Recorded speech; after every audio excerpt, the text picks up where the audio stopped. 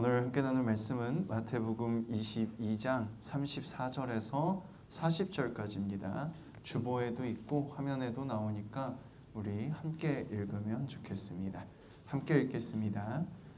예수께서 사두개인들로 대답할 수 없게 하셨다 함을 바리새인들이 듣고 모였는데 그 중에 한 율법사가 예수를 시험하여 묻되 선생님, 율법 중에서 어느 계명이 크니까? 예수께서 이르시되 내 마음을 다하고 목숨을 다하고 뜻을 다하여 주 너의 하나님을 사랑하라 하셨으니 이것이 크고 첫째 되는 계명이요 둘째도 그와 같으니 내 이웃을 내 자신같이 사랑하라 하셨으니 이 두 계명이 온 율법과 선지자의 강령이니라. 아멘. 오늘 찬양단하고 좀 상의를 하고 이렇게 했어야 되는데 그냥 준비하다가 말씀을 준비하다 보니까 다섯째 주는 좀 특별한 예배로 드리자고 해놓고 처음에 딱 두 번만 그렇죠. 딱 두 번만 다섯 번째 주에 좀 특별한 예배로 드리고 맨날 그냥 똑같이 드렸던 것 같아서 그래 상의는 안 했지만 그래도 한번 공동기도 대신에 같이 기도하는 시간 갖고 좀 해보자 해가지고 급격하게 바꿨습니다. 저도 부족한 점이 많고 찬양단들도 다들 부족하지만 열심히 하고 있기 때문에 너무 여러분들도 너무 부끄러워 마시고 우리 다 완벽한 사람 없잖아. 우리 다 가수도 아니고 함께 찬양하고 함께 즐거워할 수 있으면 좋겠어요. 찬양은 사실 즐겁자고 하는 거지 잘하자고 하는 게 아니거든요. 하나님 앞에 우리가 즐겁게 찬양하고 함께 사랑을 나누고 함께 할 수 있으면 좋겠습니다. 오늘 말씀의 제목은 핵심입니다. 핵심. 뭐가 핵심이냐? 도대체 무슨 소리냐? 라고 한다면 교회에서 말하는 율법, 교리, 그리고 믿음이라는 것들의 핵심이 무엇이냐라는 얘기를 하려고 해요. 오늘 말씀을 보면 예수께서 사두개인들로 대답할 수 없게 하셨다함을 바리새인들이 듣고 모였다 이렇게 되어 있어요. 사두개인도 율법학자고요. 바리새인도 율법학자입니다. 그럼 왜 나눠졌냐? 해석의 차이에 따라서 계파가 나뉜 거예요. 지금 우리나라에도 개신교 안에만 거의 한 300개 넘는 교단이 있다고 하죠. 왜 그렇게 나뉘었냐? 똑같은 성경을 보고 똑같은 하나님을 믿는데 왜 그렇게 나누어졌냐라고 한다면 여러 가지 성경을 해석하는 과정에서 생겨난 교리적인 차이들이 있어서 그래요. 교리적인 차이들이 있어서 그렇습니다. 예를 들면 감리교 교회는 감독제 교회다 그래서 장로가 없고 요즘은 장로가 있는 감리교 교회도 있는데 원래 원칙은 장로가 없고 목사님들이 교회를 운영하고 교회의 모든 걸 다 총괄을 해요. 우리처럼 장로교 교회다라고 하면 장로님들이 성도님들의 의견을 받아서 교회 운영은 장로님들과 성도들이 하는 거고 목사나 전도사는 교회의 예배만을 책임지는 걸 장로교 교회라고 합니다. 그 과정에서 어느 정도까지 서로 영향을 주고받을 거냐, 법적인 책임을 누구한테 어떻게 둘 거냐에 따라서 또 세부적인 차이에 따라 교단이 여러 가지로 갈라지기도 하고 찬양을 어떤 찬양을 부를 거냐, 예배 때 어떤 말씀을 주로 할 거냐, 예배의 메시지가 주로 무엇이 되어야 되느냐, 세례는 어떻게 줘야 되느냐 이런 것들을 가지고 계속 나눠진 거예요. 그것처럼 옛날에 예수님이 사시던 시대에도 사두개인과 바리새인이라는 두 계파로 크게 나뉘었어요. 이 계파가 나뉜 이유는요. 사두개인들은 이렇게 말했습니다. 야, 죽으면 끝이야. 죽으면 하나님께서 이 땅에서 우리가 열심히 살고 이 땅에서 하나님과 함께 살라고 한 거지 죽으면 그대로 끝나는 거야. 우리가 살아있는 동안 하나님을 만나야 되는 거지 죽으면 그 다음이 있지 않아 라고 말한 게 사두개인들이었습니다. 이런 해석도 성경 속에서 충분히 가능했기에 그들도 이단이 아니라 똑같이 유대교 안에서 받아들여졌어요. 그럼 바리새인들은 뭐냐? 야, 구원받고 하나님 나라가 따로 있고 그 나라에 들어갈 수 있어. 우리가 죽고 나서 새로운 삶이 있어. 그런데 거기 들어가려면 율법을 철저하게 지켜야 돼. 라는 사람들이 바로 바리새인들이었어요. 부활을 할 수 있냐 없냐, 죽은 후에 하나님 나라가 있냐 없냐를 가지고 두 파로 나뉘었던 거예요. 사두개인들이 예수님께 묻습니다.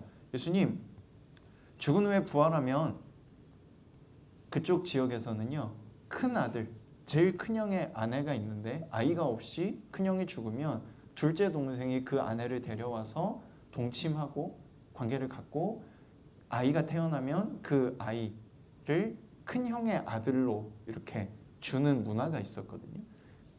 사두개인들이 예수님에게 물어요. 이렇게 해서 둘째, 셋째, 넷째, 다섯째, 여섯째 쭉 가서 다 아이가 없이 죽고 그 여인 하나를 다 같이 결혼해서 관계를 가졌으면 부활했을 때 이 여인이 누구의 아내가 됩니까? 라고 물어요. 그러니까 예수님께서 사두개인들에게 이렇게 대답합니다. 야, 너희가 부활도 모르고 하나님의 나라도 모르고 하나님의 원칙도 모르니까 그렇게 묻는 거야.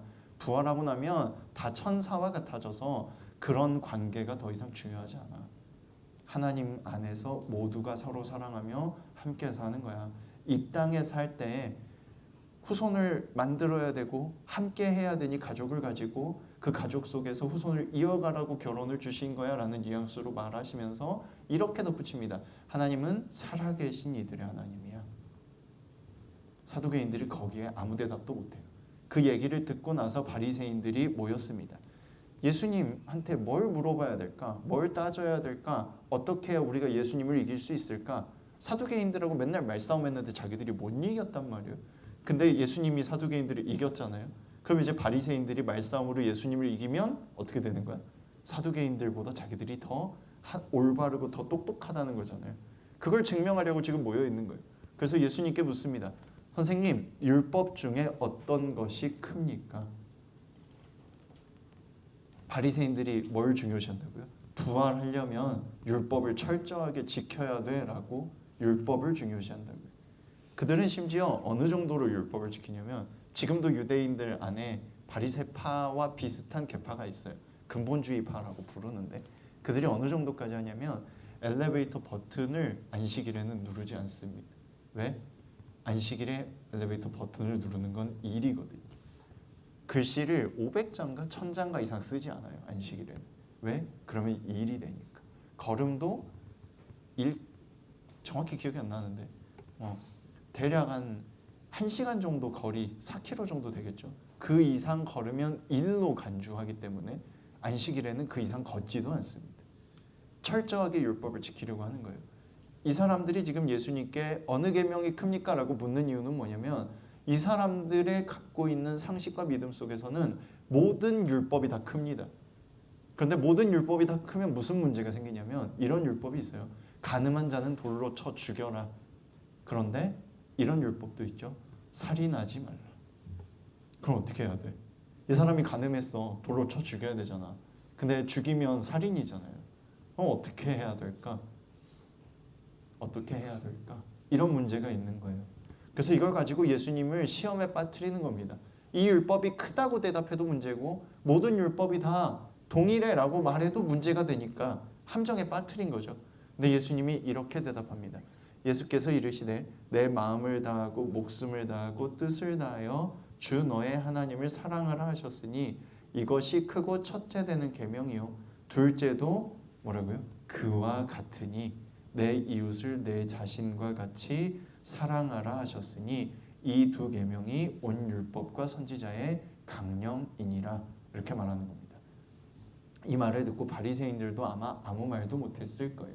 왜냐하면 바리새인들이 말하는 율법은 글자에 따라서 내용에 따라서 달라지는 거잖아요.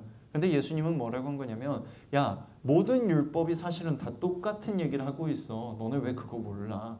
하나님을 사랑하라는 게 첫 번째고 두 번째도 그거랑 똑같은데 이웃을 사랑하라는 거야.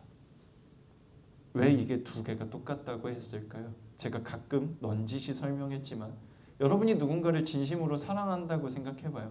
여러분이 사랑하는 남자친구도 좋고 여자친구도 좋고 짝사랑하는 누군가도 좋아요. 그 사람을 떠올려 보세요. 그 사람이 정말로 사랑하는 무언가가 있고 누군가가 있어요. 그 사람도 좋아 보이지 않을까요?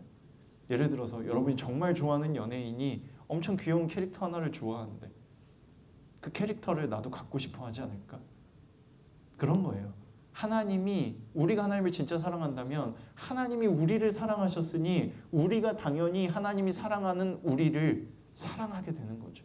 그래서 하나님을 사랑하는 것과 이웃을 사랑하는 것이 같은 말이라고 예수님이 말하고 계시고 이것이 모든 율법 속에 들어있는 율법의 핵심이라고 얘기하고 있는 겁니다. 살인하지 말라도 사실은 이웃을 사랑하라는 거고요. 가늠한 자를 돌로 쳐 죽이라는 것도 사실은 이웃을 사랑하라는 겁니다. 왜? 그 당시에는 조그마한 마을 공동체잖아요. 마을 안에 많아봐야 한 80명, 100명, 진짜 많으면 한 300명 이렇게 있어요. 도시라고 해봤자 그 마을과 마을 사이에 연결이 된 큰 성벽이 있고, 실제로 공동체는 100명이나 50명 단위의 작은 마을이 그 성 안에 있었단 말이에요. 여러 가지로 나누어지. 거기서 간음을 일으켰어. 바람을 폈단 말이야, 누가. 그럼 어떻게 돼? 내 아내가 내 이웃집 누군가랑 바람을 피는 거야. 쟤랑 나랑 친한데. 이 사람들 그대로 놔두면 어떻게 돼요? 이 마을이 다 망가지겠잖아요. 그래서 그들을 돌로 쳐 죽이라고 한 거거든요, 당시에는. 그래서 예수님께서 말씀하시는 것이 뭐냐면, 율법은 그 안에 있는 메시지와 의미, 하나님이 왜 그렇게 말했는지를 알고 지켜야 되는 거지, 그대로 하라는 게 아니야. 너네 왜 율법의 핵심은 내버려두고 모양만 지키려고 해? 라고 말을 하는 겁니다. 오늘 우리에게도 사실 똑같아요. 교회 안에 수많은 갈등들이 있고, 교회와 교회 세대 간의 갈등도 있고, 교회 간의 갈등도 있고, 같은 세대 간에서도 의견 다툼이 끊임없이 벌어집니다. 왜 벌어지냐면, 주로 신앙이 깊다라고 말하는 분들은 내 신앙이 더 올바라, 이게 맞아 라고 하다가 부딪히고 싸워요. 반대로 내가 교회를 어떻게 다녀야 될까 고민하고 신앙을 이제 가지려고 하시거나, 아니면 친구가 좋아서 교회에 오시는 분들은 뭐 때문에 싸우냐면, 아니 이렇게까지 해야 돼? 라고 생각하기 때문에 싸움이 일어납니다. 그러면 그에 대한 성경의 대답은 뭐냐? 오늘 예수님의 대답과 같습니다. 하나님을 사랑하고 네 이웃을 사랑하면 그거면 돼. 그거면 돼. 우리가 서로 사랑할 수 있으면 그거면 충분하다는 겁니다. 그러면 사실 다툴 이유가 없어요. 아, 너는 그렇게 생각하는구나. 그래, 네 생각도 소중해.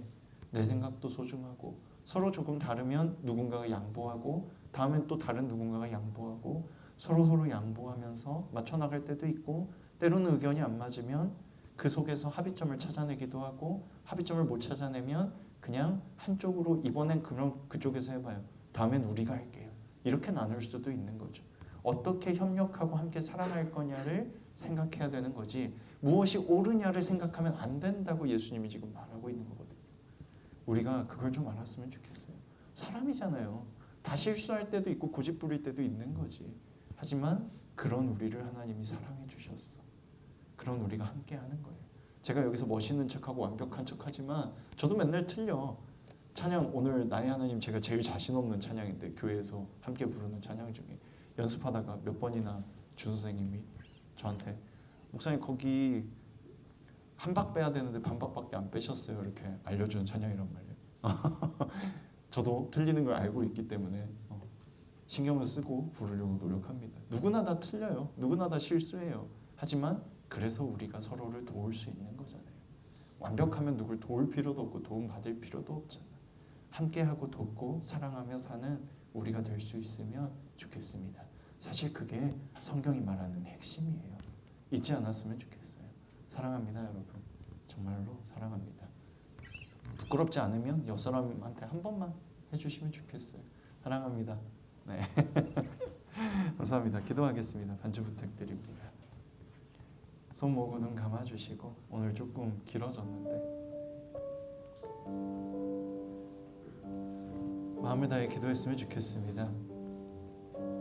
여러분 안에 있는 무언가가 있다면 하나님과 지금 대화를 통해서 하나님께서 여러분의 기도를 들어주실 걸 믿고 말해봤으면 좋겠어요. 하나님이 여러분의 기도를 듣고 있습니다.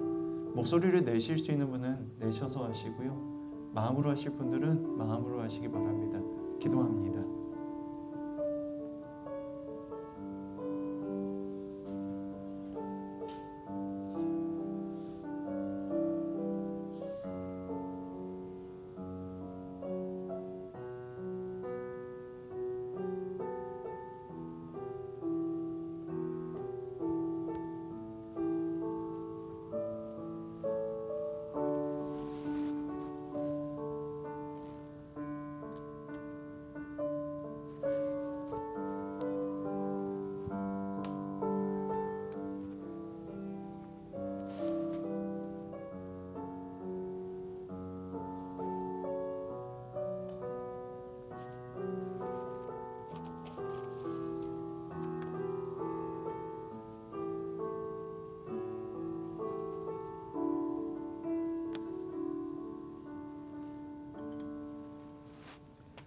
기도하겠습니다.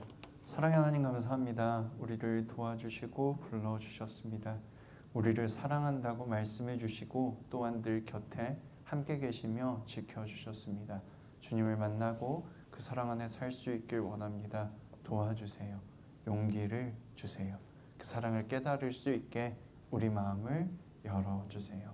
언제나 함께 계시는 줄 믿으며 사랑하는 예수님 이름으로 기도합니다.